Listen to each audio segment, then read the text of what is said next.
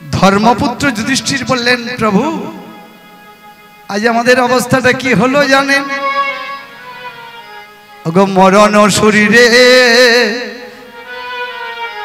পরাণ Paulo, আহা ওগো মরণ শরীরে পরাণ পাওলো, ওই ছন সবহু মেলি। আমার মরণ শরীরে পরাণ পালো, ওই ছন সবহু ভেল। আবার বন দাবানলে পড়িয়া যেমন, আবার বন দাবানলে পড়িয়া যেমন, অমিয় সাগরে কেলি। আবার অমিয় সাগরে কেলি। ওই বন দাবানলে পড়িয়া যেমন, বন দাবানলে পড়িয়া যেমন, অমিয় সাগরে কেলি। অমিয় সাগরে কেলি। চেয়ে রইল, আবার চেয়ে রইল, চরণ পানে গোপীনাথে। চেয়ে রইল, ওই চরণ পানে গোপীনাথে। আবার চেয়ে রইল, ধর্মপুত্র যুধিষ্ঠির। চেয়ে রইল, ধর্মপুত্র যুধিষ্ঠির। চেয়ে রইল। কি দেখছো যুধিষ্ঠির? বলো তুমি কি দেখছো? গোপীনাথ, তোমার চরণে আমি 19টা চিহ্ন দেখতে পেলাম। আস্তে, আমার চরণে 19টা চিহ্ন তুমি দেখতে পেলে? তাহলে বলো ধর্মপুত্র যুধিষ্ঠির, আমার রাধারানীর চরণেও কটা চিহ্ন? আমি সব জানি, রাধারানীর চরণে 19টা চিহ্ন। তোমরা বিপদে পড়েছ আর চিহ্ন নিয়ে আমাদের ঘাটাঘাটি চলছে। তা দেখি তুমি কত জ্ঞানবান যুধিষ্ঠির। রাধারানীর চরণে যে 19টা চিহ্ন, নাম বলতে পারবে? আমার চরণে যে 19টা চিহ্ন দেখেছো, নাম বলতে পারবে? গোপীনাথ, তুমি শুনতে চাও? আমরা মরণ শরীরে পরাণ পাল, ওই ছন সবহু বেলি। আমরা মরে যাব, তবু গোবিন্দ যখন এসেছেন আমাদের আর কোনো বিপদ নেই। তাহলে বিপদ ভঞ্জনের কাছে বিপদ ভঞ্জনের একটু গুণকীর্তন গাই। ও গোপীনাথ, তোমার রাধারানী চরণে 19টা চিহ্ন কি কি জানো? আমি বলছি, আপনারা লক্ষ্য করবেন আমার দিকে, মিলে নেবেন। বাম চরণে আছে 11টা চিহ্ন, ডান চরণে আছে 8টা চিহ্ন, 19টা। 11টা চিহ্ন কি কি রাধারানীর চরণে? হাতের দিকে লক্ষ্য করবেন। যৌ, চক্র, ছত্র, কমল। যৌ, চক্র, ছত্র, কমল, অর্ধচন্দ্র, ঊর্ধ্বরেখা, ছত্র, গোখুর, স্বস্তিকা, পুষ্প, পুষ্পলতা। 11টা চিহ্ন রাধারানীর বাম চরণ। ডান চরণে 8টা। কি কি? হাতের দিকে লক্ষ্য করবেন। 8টা। শঙ্খ, রথ, গিরি, মিন, বেদি, কুণ্ডল, গদা, পাশ। এবারে যদি বলতে চান, এটা পরবর্তী, আপনারা তো দল আনছেন, আমি তত্ত্বে বেশি, সময় তো আর বেশি নেই। এই 19টা চিহ্নের জন্ম কি করে, বা কৃষ্ণের চরণে 19টা চিহ্ন, নাম পরে বলছি। তবে আমি আপনাদের ঘরের কীর্তনিয়া তো, এরপরে তো বড় বড় কীর্তনিয়া আসবেন, তার চরণে দণ্ডবোধ। একটু প্রশ্ন করবেন, এই রাধারানীর চরণে 19টা চিহ্নের জন্ম কি করে, বলে দিতে পারবে? কারণ এগুলো নিয়ে পড়তে হয়, নাহলে কীর্তনের এত টাকা পাবে কেন? বলুন, জিজ্ঞেস করে নেবেন এই 19টা চিহ্নের জন্ম কি করে, আর নামগুলো জিজ্ঞেস করবেন, বলে দেবেন। বেশিরভাগ কীর্তনিয়া জানে। কৃষ্ণের চরণে কি দেখছে? 19টা চিহ্ন। কে দেখছে? ধর্মপুত্র যুধিষ্ঠির। কি কি দেখছে? শঙ্খ চক্র ধ্বজ, শঙ্খ চক্র ধ্বজ পদ্ম মিন বেদী, হাতে লিখে লক্ষ্য করবেন, মিন বেদী, ধনু ধনু, আহা, শঙ্খ চক্র ধ্বজ গদা, শঙ্খ চক্র ধ্বজ গদা পুষ্প মিন বেদী, অর্ধচন্দ্র ঊর্ধ্বরেখা, ধ্বজ অঙ্কুশ, সমকেন্দ্রিক বৃত্ত, চতুর্ভুজ, অষ্টভুজ, আর একটা হলো জম্বু ফল। এই দেখুন 19। জম্বু ফলটা কে দিয়েছিল? জাম্বুবা। শঙ্খের জন্ম কি করে হয়েছিল অনেকে জানে, যে কোনো পূজায় শাঁখ বাজানো হয়। শঙ্খের জন্ম পাঞ্চজন্য বলে এক দৈত্য ছিল, তার দেহটাকে ভগবান নিধন করেছিল বলে তার দেহ থেকে ওই শঙ্খের জন্ম। তাই কুরুক্ষেত্রের যুদ্ধে পাঞ্চজন্য শঙ্খ বাজিয়েছিলেন গোবিন্দ। চক্রের জন্ম কি করে এটা জানেন, এটা ভাগবতে আছে। ওই চক্রটাকে না, ওই সূর্যদেবের স্ত্রীর নাম হলো সংজ্ঞা, আর সংজ্ঞার গর্ভে দুটো সন্তান হয়েছিল, কে? যম আর যমরাজা। যমরাজার ওই যমুনা। তার সূর্যের তেজ সহ্য করতে না পেরে, সংক্ষেপে বলছি মা, একদিন ওই সংজ্ঞা চলে গিয়েছিল বাপের বাড়িতে, বিশ্বকর্মা বাড়িতে। সংজ্ঞার বাবার নাম হলো বিশ্বকর্মা। হ্যাঁ, তা যেই চলে গেছে, ওই সংজ্ঞার দেহতে একটা নারী মূর্তি তৈরি করে দিয়ে গেছে, যে নারী মূর্তিটার নাম হলো ছায়া। আর ছায়ার গর্ভের জন্য ছিল শনি ঠাকুর, বড় ঠাকুর, বাবা যাকে ভয় পাই আমরা। এখন যখন চলে গেছে, একদিন শনিদেবের সঙ্গে ওই ছায়া, যমরাজের সঙ্গে ছায়ার একটা গন্ডগোল হয়। যেই গন্ডগোল হয়, ওই যমরাজা রাগান্বিত হয়ে ওই ছায়াকে একটা লাথি মারে। যেই লাথি মেরেছিল অমনি অভিশাপ দিয়েছিল ছায়া, ওরে যম, তুই আমাকে লাথি মারলি, তাই আমি তোকে অভিশাপ দিলাম, তোর পায়ে একটা গোদ হোক, গোদ, মাংসের ডেলা হোক।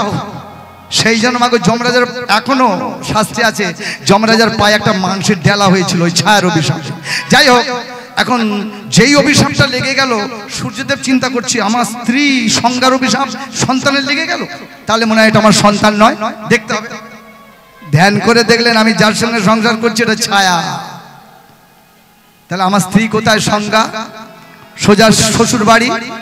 শ্বশুর বাড়িতে যখন গেলেন, বিশ্বকর্মা বললেন, শোনো বাবা সূর্য, তোমার গায়ের তেজ আমার কন্যা সইতে পারছে না, তুমি আমার তরুণের উপরে বসো, আমি তোমাকে একটু ওই শক্তিটা কমিয়ে দেব।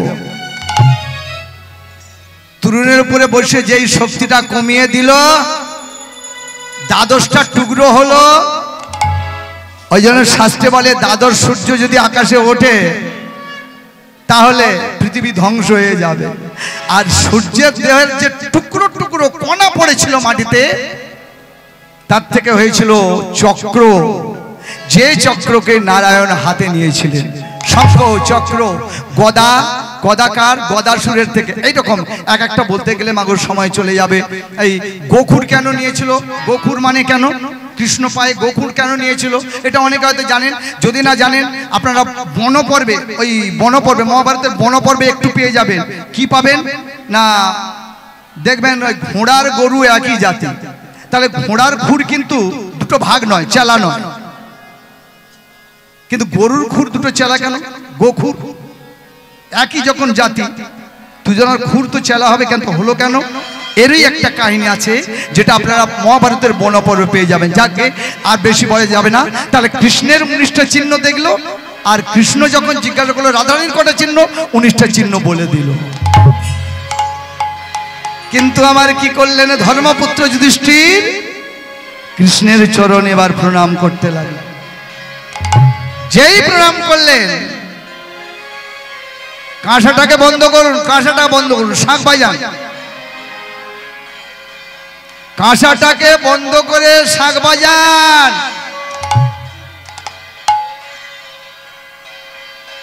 বাবা রে বাবা,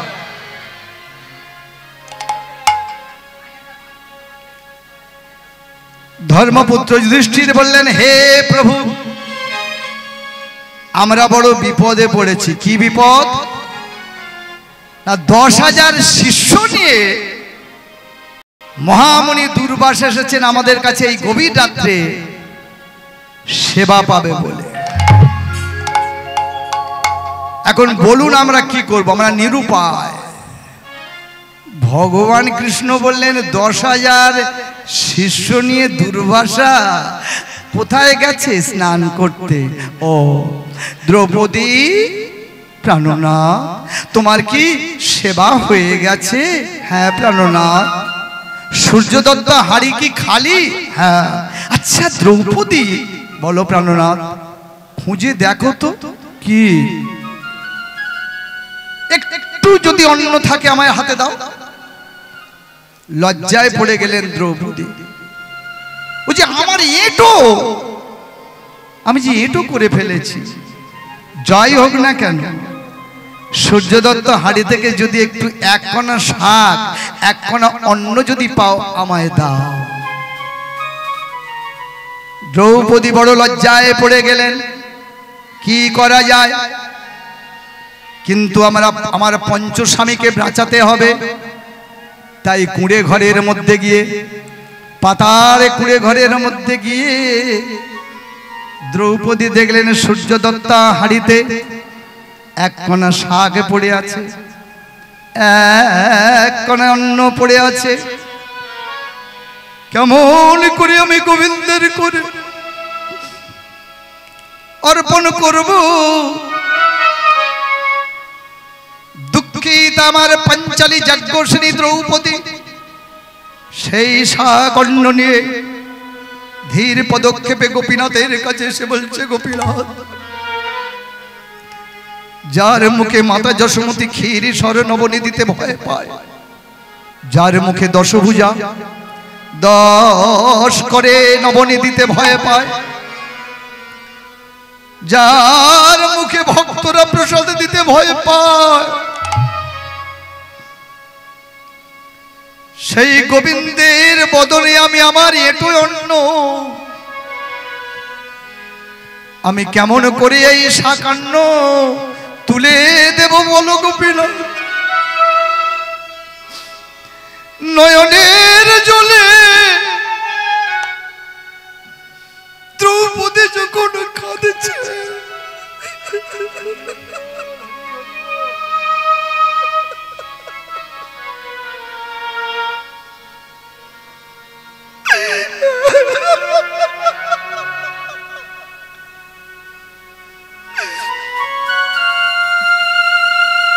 বলো গোপীনাথ আমার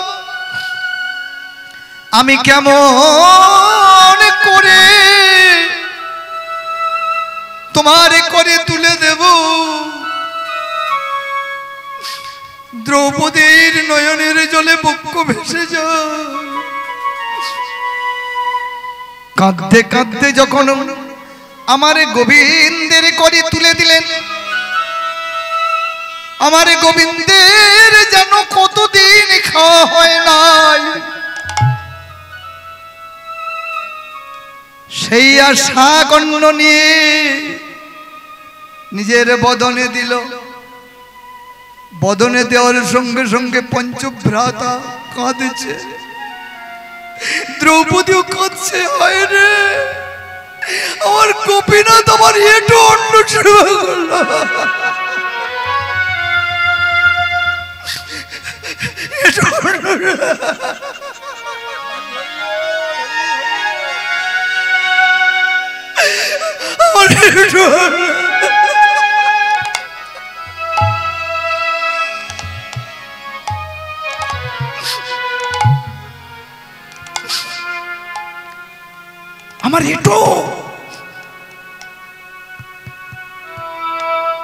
আমার এটো অন্য গোবিন্দ সেবা করল। কিন্তু ভগবান বললেন, ওরে মনে মনে আমি প্রহ্লাদের হাতে কালকুট বিষ খেয়েছিলাম, সুদামার হাতে খুদের নাড়ু খেয়েছিলাম, বিদুরের স্ত্রীর হাতে কলার খোসা খেয়েছিলাম, আর এই শাক অন্ন আমি সেবা করলাম। দ্রৌপদী কাঁদছে, তার নয়নে ধারা বিরাম নাই রে, তার নয়নে ধারা বিরাম নাই রে, তার নয়ন ধারা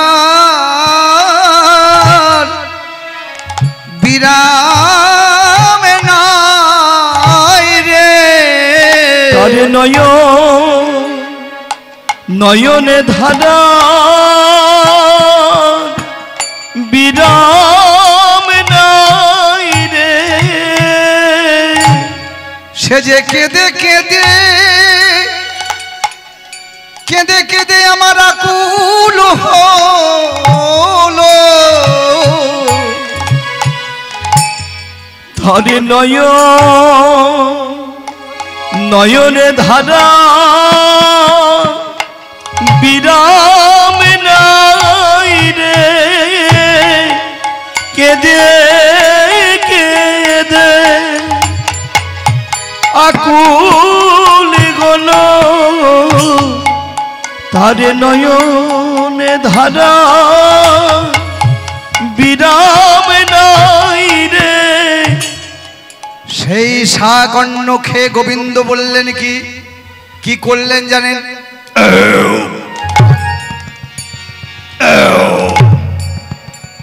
যেই উদ্গার তুলল, উদ্গার তোলার সঙ্গে সঙ্গে ওদিকে নদীর কূলে তস্মিন তুষ্ট, তো কথায় বলে বাবা মায়েরা, তস্মিন তুষ্ট তো জগৎ তুষ্ট, তস্মিন তুষ্ট তো জগৎ তুষ্ট। কৃষ্ণ যদি তুষ্ট হয় তো জগৎ তুষ্ট। যেই আমার উদ্গার তুললেন, উদ্গীরণ করলেন, উদ্গার তুললেন, 10,000 শিষ্য আর মহামুনি দুর্বাসার উদর পূরণ হয়ে গেছে, তারাও ঢেকুর তুলতে লাগলো।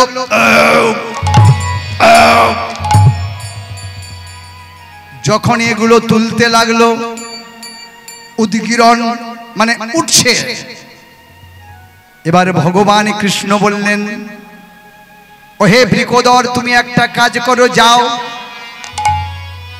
10,000 শিষ্য আর দুর্বাসা মুনিকে আহ্বান করো, আমি সেবার ব্যবস্থা করে রেখেছি, তুমি আহ্বান করো।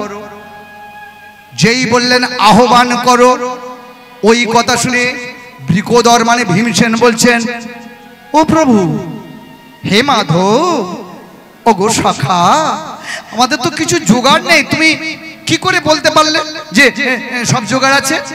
কৃষ্ণচন্দ্র বললেন, কোনো চিন্তা নেই। মনে মনে বললেন, বৃকোদর, ভীম, ওরা আর কেউ উঠতে পারবে না, ওরা ওদের এমন করে উদর পূর্ণ হয়েছে, ওরা আর কেউ উঠতে পারবে না, তুমি যাও। এটা মনে মনে, আরে ডেকে নিয়ে আসুন, আমি আয়োজন করেছি।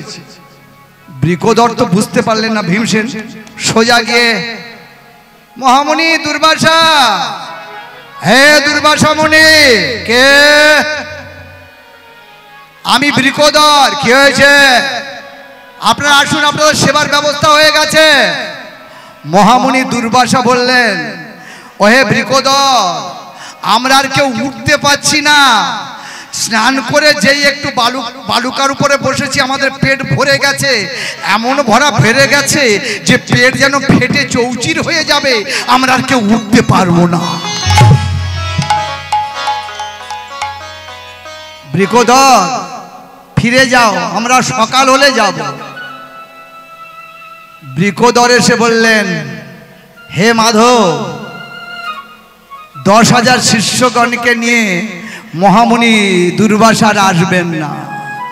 আসবেন না? না।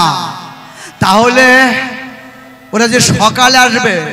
দ্রৌপদী বললেন, মাধব, হে মাধব, সকালে যদি ওরা আসে তাহলে আমি কথা দিলাম কি 10,000 শিষ্য কেন, ও যদি 10 লক্ষ হয়, এই সূর্য দত্ত হাড়ি থেকে আমি সবাইকে ভুঞ্জাইতে পারি।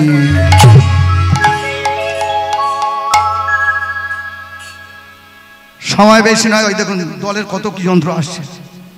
বাবা, এখন যন্ত্রের যুগ, যন্ত্র এসে যাচ্ছে। আসো বাবা, আসো, যন্ত্রের যুগ। হরি বলো।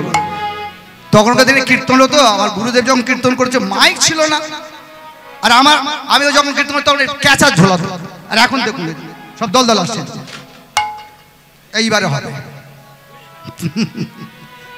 তা যার মা নীলার মধ্যে যাচ্ছে। হরি বল, হরি বল, হরি বল, হরি বল। তাহলে এখানেই যে কথাটা বলছিলাম, টেলিফোন নিয়ে বলছিলাম, টেলিফোন। তাহলে ওই কাম্যবন থেকে কোথায় টেলিফোন করলো 5 ভাই? দ্বারকা, কৃষ্ণের কাছে। আর কৃষ্ণ টেলিফোন করলো কোথায়? শ্বেতদ্বীপে। কার কাছে? গরুরের কাছে। আমার গুরুদেব বললেন, বাবা এই তো তোমার টেলিফোন তখনকার দিনে নাকি ছিল না, এই তো মহাভারত থেকে আমি তোমার প্রমাণ দিলাম, আর কি তুমি জিজ্ঞাসা করবে? বলে কি আর জিজ্ঞাসা করব? আমি বলছি গুরুদেব আর একটা প্রশ্ন করি, দল যখন আসবে আর একটা প্রশ্ন করি কি না, তখনকার দিনে যে এখন যেমন এই রকেট উঠেছে একেবারে, মানে একেবারে চন্দ্রের কাছে যাচ্ছে, বা এরোপ্লেন উঠেছে, এখন তো শো করে কলকাতা থেকে দিল্লি যেতে 1 ঘন্টা হয়তো সময় নেয় না। তা তখনকার দিনে কি এইরকম যন্ত্র ছিল? আমি গুরুকে প্রশ্ন করলাম, এইরকম এরোপ্লেন ছিল, এইরকম রকেট ছিল? গুরুদেব বললেন, ছিল বাবা, ছিল। সব তুমি মহাভারতে পাবে। হ্যাঁ, ভারত পঙ্কজ রবি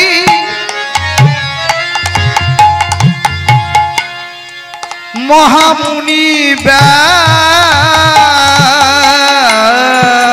ভারত পঙ্কজ রবি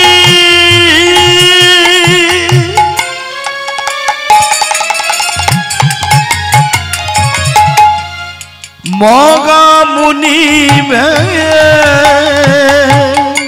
পাঁচালী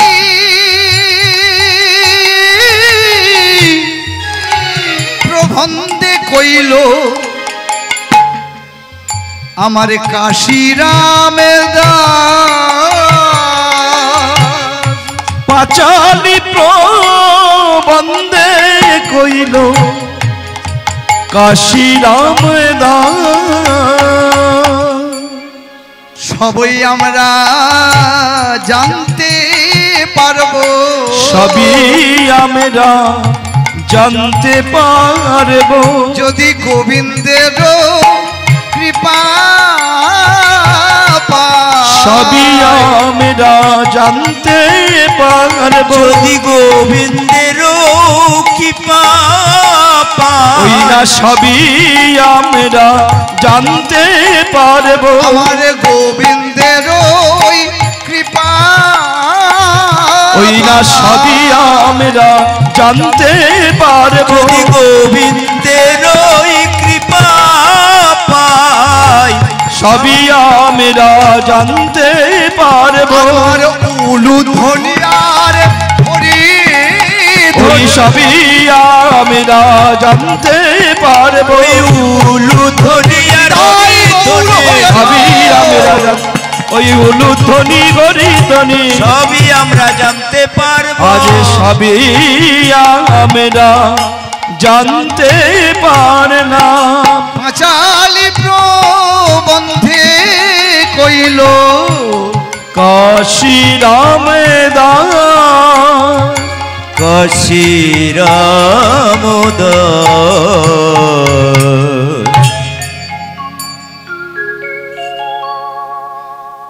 ভারত পঙ্কজ রবি মহামুনি ব্যাস পাঁচালী প্রবন্ধে কইল কাশীরাম দাস।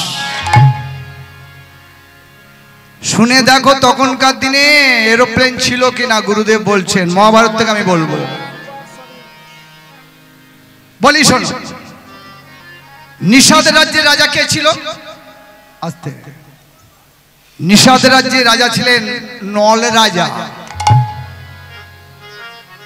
তখনকার দিনে এরোপ্লেনটা ছিল কিনা দেখুন।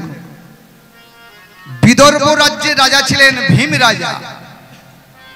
ভীম রাজার মেয়ের নাম হলো দময়ন্তী।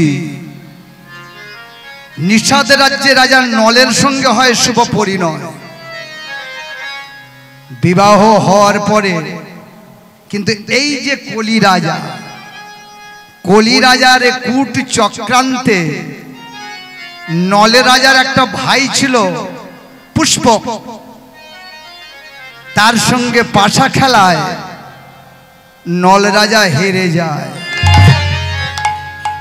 আরে নল রাজা যখন হেরে গেল, রাজ্য ঐশ্বর্য সাম্রাজ্য এমন কি মা ওই দময়ন্তীকে নিয়ে যখন বনের মধ্যে গেল রাজ্যহারা নল রাজা, কলি রাজার চক্রান্তে কর্কট নাগের দংশনে নল রাজার দেহটা বিকৃত হয়ে গেল এবং নল রাজা দময়ন্তীকেও হারালো। দুজনে দুদিকে ছিন্ন বিচ্ছিন্ন হয়ে গেল। দময়ন্তী করবে কি?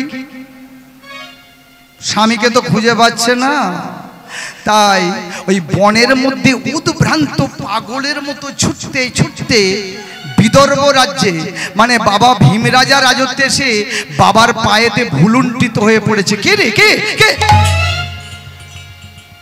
মা দময়ন্তী। হ্যাঁ বাবা। মারে, আমার জামাই কই? নল রাজা কই? আর এমন ভিখারির মতো কেন? কি হয়েছে তো? দময়ন্তী সব খুলে বললেন বিদর্ভ রাজকে, অর্থাৎ নিজের পিতা ভীম রাজাকে। সব যখন বললেন আর বললেন, বাবা আমার স্বামীকে তো বনের মধ্যে আমি হারিয়েছি, আমি তো আর খুঁজে পাবো না, তা তুমি একটা কাজ করো বাবা, আমি তোমার রাজত্বে আছি, কিন্তু আমার স্বামীকে যে কোনো উপায়ে, মানে নল রাজাকে যে কোনো উপায়ে আমাকে আমাকে খুঁজে এনে দিতে হবে। হ্যাঁ রে মা, কি করে আমি তোর স্বামীকে আনবো? একটা কাজ করুন বাবা। কি কাজ? সারা ভারতবর্ষে সর্বত্র ওই লোক মারফত পাঠিয়ে দাও ভাট, আস্তে, ভাট ভাট ভাট মারফত পাঠিয়ে দাও। কি পাঠিয়ে দেবে না, কোথায় আমার স্বামী আছে তাকে খুঁজে। মা, তোর স্বামীকে চেনা যাবে কি করে? আমার স্বামী ওই নল রাজাকে চিনতে গেলে একমাত্র বিনা আগুনে যে রান্না করে, একমাত্র নল রাজাই জানতো মা বিনা আগুনে রান্না করা। অশ্ব চালনায় অদ্বিতীয় ছিল নল রাজা। তাই ভাট মারফত আমি জানতে পারবো, যদি কোথাও ভাট দেখতে পায় যে বিনা আগুনে কেউ রান্না করছে, তাহলে সেই জানবেন আমার স্বামী নল রাজা, আমার স্বামী নল ছাড়া আর কেউ দ্বিতীয়ত আর কেউ জানে না।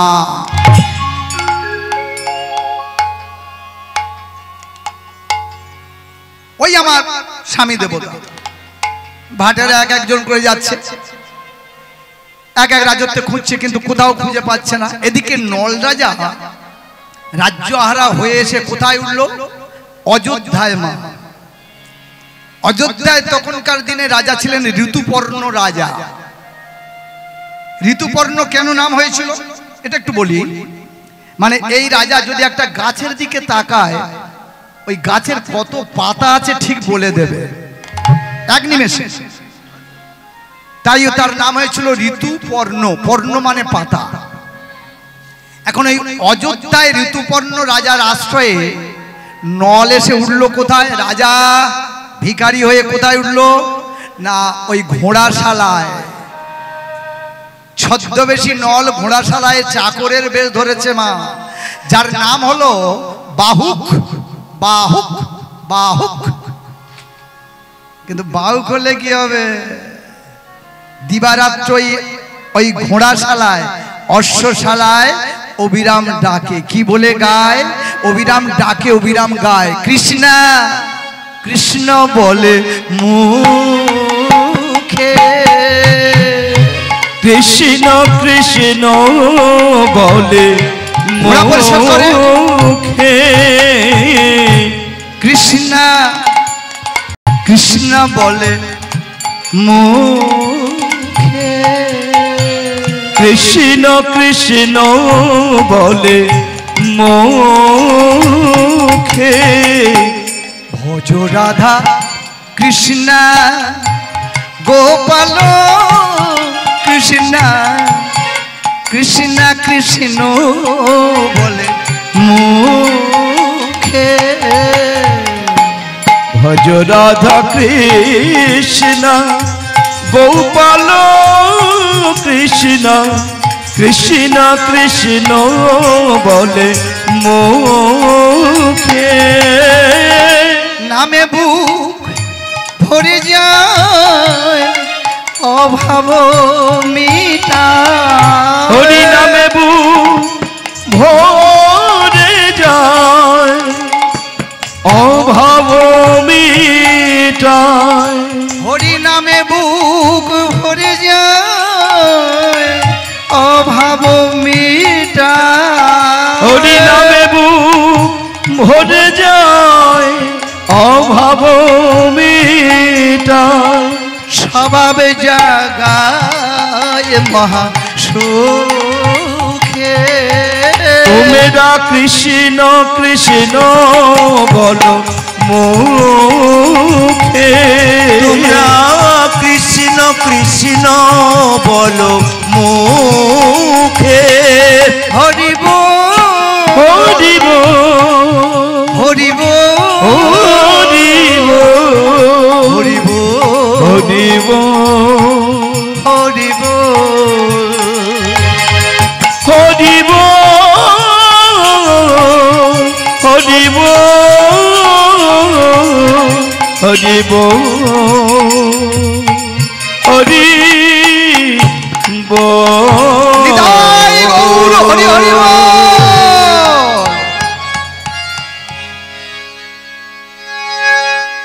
খবর এসে গেল,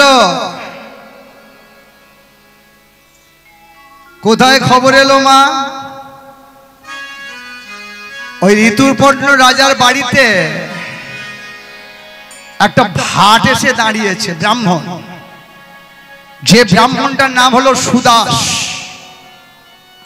সুদাস ব্রাহ্মণ দেখলো, আরে অশ্বশালা একজন রান্না করছে না, বিনা আগুনে রান্না করছে। এই নল রাজা দময়ন্তী মা বলে দিয়েছে আমি দেখে যাই। ভালো করে মাগো নিরীক্ষণ করার পরে ওই ভাট ব্রাহ্মণ আর দাঁড়ালেন না। দল তাহলে এই পর্যন্ত থাকবে, দল আসছে যখন তাহলে ক্ষমা করে দেবেন মা। তাহলে দল আসছে, এবার আপনারা শুনুন। তাহলে শেষ করে দিচ্ছে। না না দল ওই দেখো, হ্যাঁ এখানে শেষ করে দিই। না না ও আর হবে না, এসে গেছে। আচ্ছা তাহলে ওই নল রাজা গিয়েছিল আর নল রাজাকে ধরেছিল, আবার নল রাজার ওই নিয়ে চলে গিয়েছিল। তা ওই যে ঋতুপর্ণ রাজা যখন দময়ন্তী স্বয়ম্বর সভায় গিয়েছিল, স্বয়ম্বর সভায় যাওয়ার সময় স্বয়ম্বর সভায় যাওয়ার সময় ওই ঋতুপর্ণ রাজার ওড়নাটা খসে গিয়েছিল। তা অশ্ববলগা ধরেছিলেন নকল নল রাজা। তা ওড়নাটা যেই পড়ে গেছে তখন ঋতুপর্ণ রাজা বলেছিল নল। ঋতুপর্ণ রাজা বলেছিল ওরে বাহু রথ দাঁড় করাও। বলে রথ দাঁড় করাবো কি? যেই বলেছেন আপনার ওড়না খসে গেছে অমনি 5 যোজনের পথ অতিক্রম হয়। শুনে ঋতুপর্ণ রাজা বিস্ময়বান হয়। জাগমা দল যখন আমার 4:30 বলেছিল, কিন্তু দেখছেন তো